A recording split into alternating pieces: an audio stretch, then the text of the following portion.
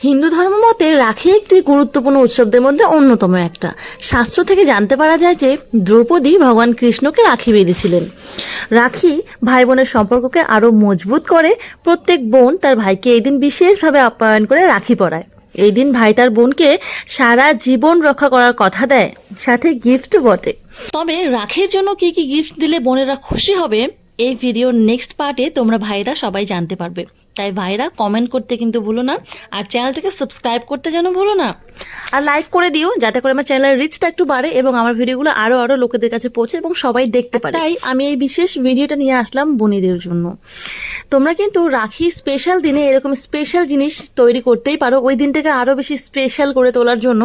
আর এই যে কম্বোটা আমি তৈরি করছি, এখানে কিন্তু তেমন কোনো খরচ নেই। এই যে মাটির দোকানে যে পাওয়া যায় থালা, বাটি, প্রদীপ, এই জিনিসগুলো এগুলোকেই আমি নিয়ে এসেছি। এবং এই ফেব্রিক এখানে আমি জাস্ট দুটো কালার ব্যবহার করেছি, সাদা এবং লাল। প্রথমে আমি সাদা দিয়ে কোট করে নিয়েছিলাম এবং তার উপরে আমি লাল দিয়ে সুন্দর করে কিন্তু রং করে দিয়েছি এবং তার উপরে আমি আবার পুনরায় সাদা দিয়ে কিন্তু সুন্দর করে ডিজাইন করছি।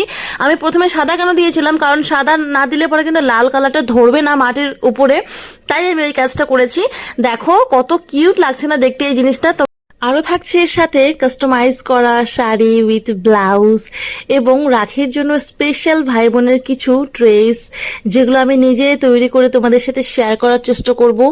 সেই ভিডিওগুলোর জন্য অবশ্যই অপেক্ষা করো তোমরা। আমি তোমাদের সাপোর্ট চাচ্ছি একটু। তোমরা যদি সেরকমভাবে সাপোর্ট না করো, লাইক করো। এখানটায় যে রাখিটা দেখতে পাচ্ছ, সেই রাখিটা কিন্তু আমি ঘরেই তৈরি করেছি কিছু পুরোনো মেটেরিয়ালস দিয়ে।